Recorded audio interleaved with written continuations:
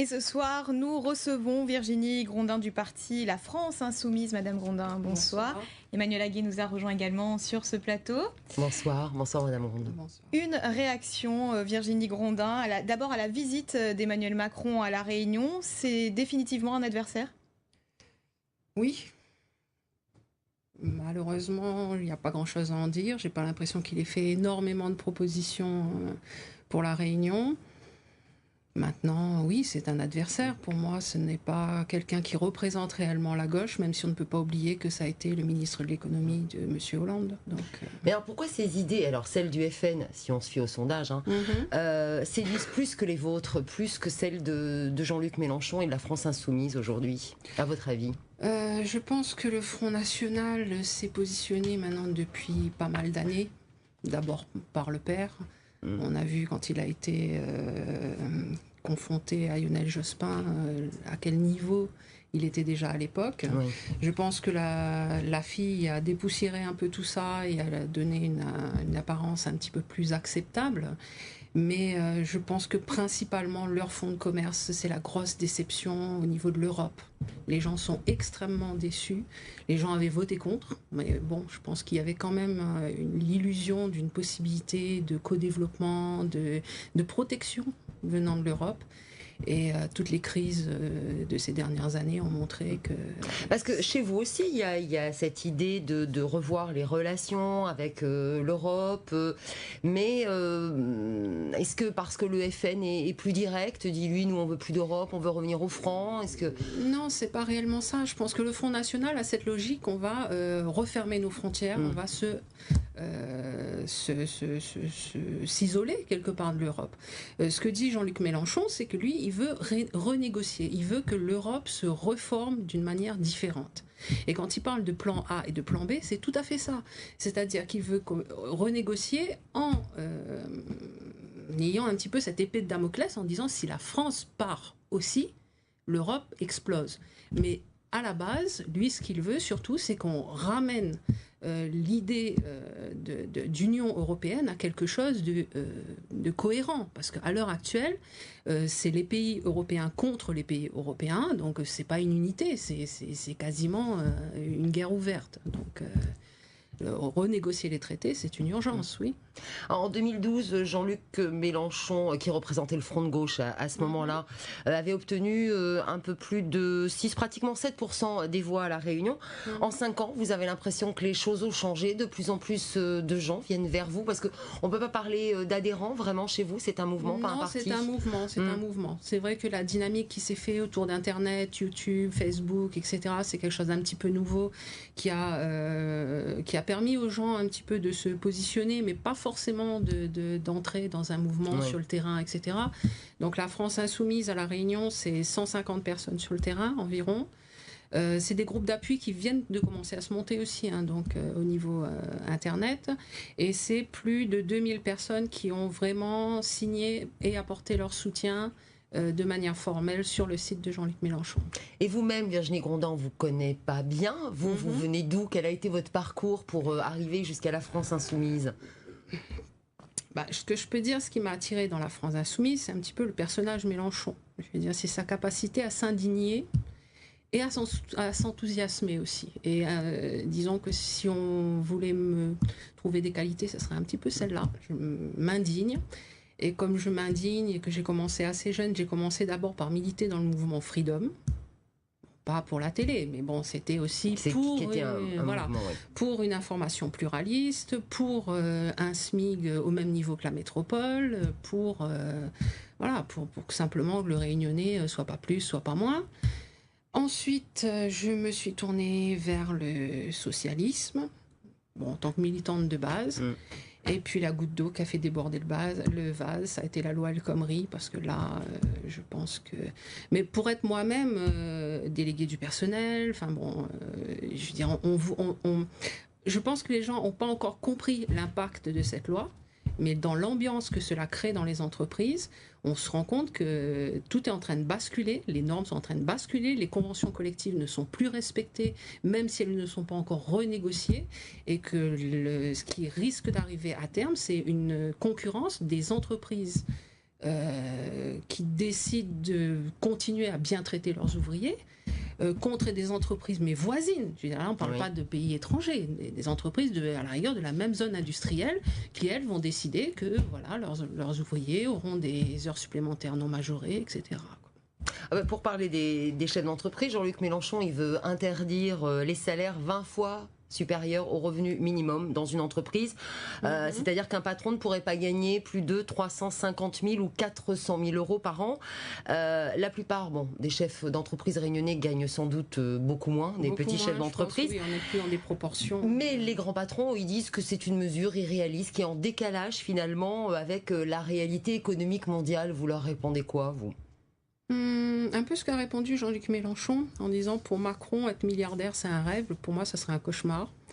Enfin je sais pas si on peut s'imaginer les proportions de ces salaires. Je veux dire après et puis on parle aussi de salaire. Je veux dire le patron il a quand même un outil, il a quand même une entreprise qui a déjà sa propre valeur quoi. Je veux dire qu'il réinvestit, il agrandit, il s'agrandit. Je veux dire son salaire personnel qui soit pas à ce point en décalage avec l'ouvrier qui gagne le moins dans son entreprise, pour moi, je trouve pas ça choquant. Parce que son outil, les ouvriers qui l'embauchent, ils lui font gagner de la valeur. Le jour où il part à la retraite, où il revend son entreprise qui est passée de 5 à 10 à 20 à 30 ouvriers, elle a grossi, elle a pris de la valeur. Donc quelque part, je vois pas en quoi il serait perdant. Alors c'est l'écologie et l'énergie quand même qui sont les piliers du programme de Jean-Luc Mélenchon. Un programme qui a l'air d'être pratiquement taillé sur mesure pour l'outre-mer, finalement l'économie de la mer aussi. Alors Jean-Luc Mélenchon s'est semble-t-il beaucoup inspiré d'expériences réunionnaises de quand il était venu pour concrètement comment l'écologie peut relancer le développement économique. Oui, on lui demande toujours comment ça se paye. La réponse est un peu toute bête. Je pense que le CIC qui a été donné aux patrons, un petit peu sans contrepartie, plein d'aides, etc. On n'est pas loin de 100 milliards sur le quinquennat Hollande.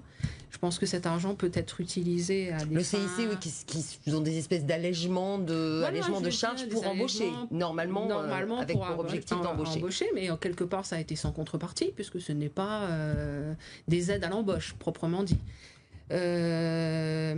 Donc, d'un point de vue purement écologique, c'est vrai que quand on parle de planification écologique, ça devient de plus en plus important, parce qu'on est quand même en but à une réalité qui est le réchauffement climatique, la montée des eaux, etc. Donc, voilà. Je veux dire, c'est une réalité. Si, à l'heure actuelle, on n'est pas capable de planifier une évolution écologique de notre société, on ne va pas s'en sortir. La transition énergétique, j'avais coutume de dire que je ne comprends pas qu'à La Réunion, on puisse brûler du fioul et du charbon, parce qu'il y a encore beaucoup de gens qui ne le savent pas. Oui. Nos usines sucrières sont des centrales à charbon. Bon. À bagasse pendant la saison. Pendant la saison. Oui. Voilà. Bon, j'avais même lu quelque part que 45% de l'électricité à La Réunion était fournie par la canne à sucre. Je ne sais pas où vous avez trouvé ce chiffre-là, mais c'est totalement faux.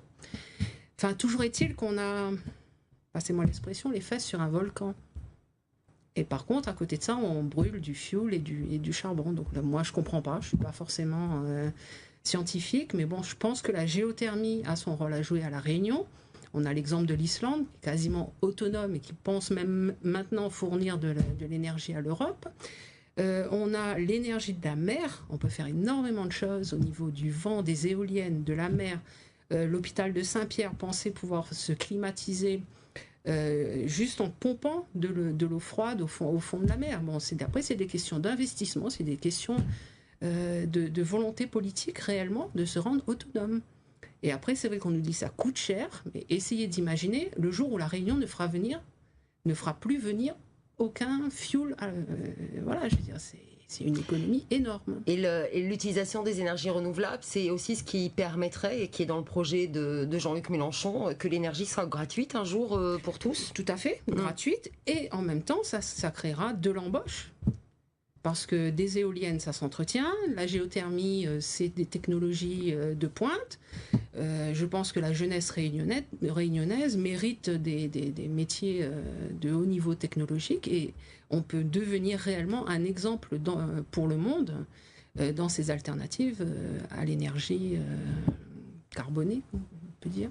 Autre pilier, c'est l'économie agricole. Là, l'objectif est d'atteindre l'autosuffisance alimentaire. Ça serait possible, par exemple, ici, chez nous? Je pense que ça veut dire possible. qu'on arrête la canne, alors? Je pense que la canne a atteint ses limites. Maintenant, c'est vrai qu'elle a aussi eu des motifs pour tenir les terres. Enfin, en même temps, je pense que la culture et la permaculture peut, elle aussi, pas forcément atteindre les mêmes objectifs, mais en même temps, cet objectif d'autosuffisance alimentaire, à un moment ou un autre, il va falloir y arriver. Tout simplement pour les mêmes raisons. Je veux dire, le pétrole étant de plus en plus cher, faire venir tout le temps, ça deviendra impossible. Moi, je participais en ce moment à l'expérience d'une association qui soutient directement un planteur qui est en train de petit à petit sortir de la canne et de chercher les accréditations, de se diversifier et à terme d'aller vers le bio. Et c'est des petites initiatives citoyennes comme ça. C'est une association d'une centaine de personnes qui soutiennent un agriculteur, qui se sont engagés pendant 1 an à lui acheter sa production à hauteur de panier. Régulièrement, donc il sait exactement combien il doit produire tous les mois, tous les 15 jours, et il est soutenu par ses adhérents.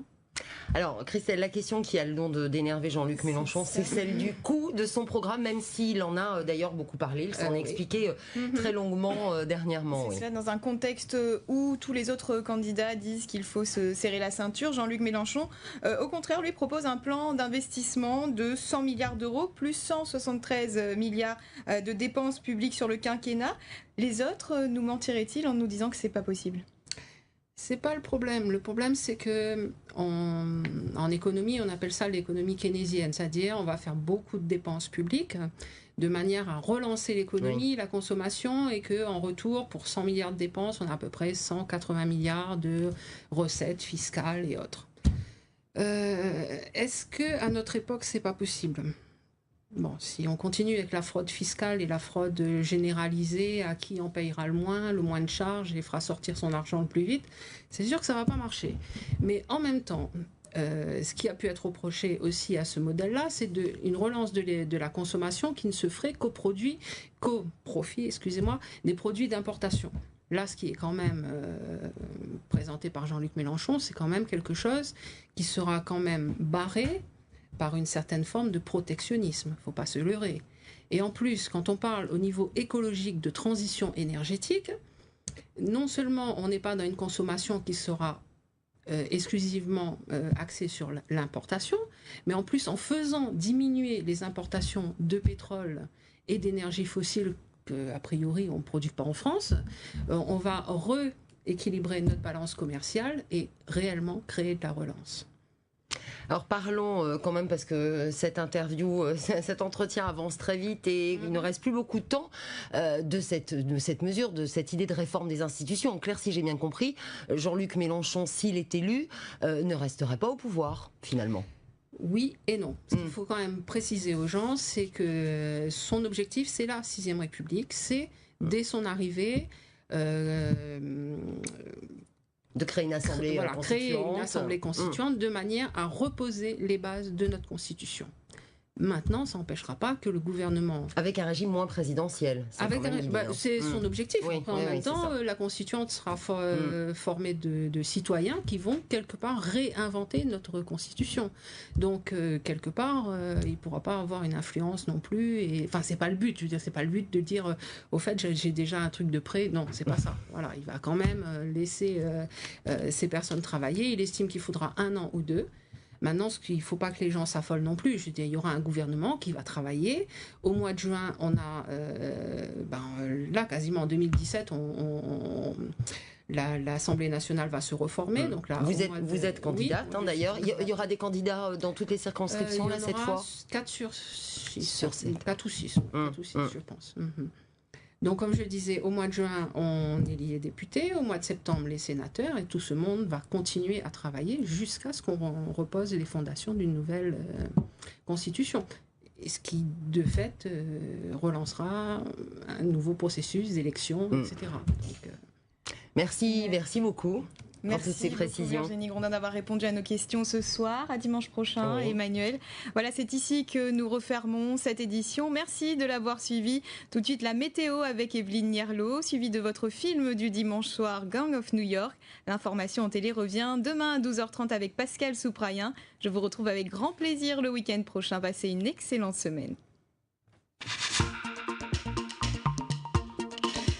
L'information continue sur les réseaux sociaux et sur notre site internet réunionpremière.fr.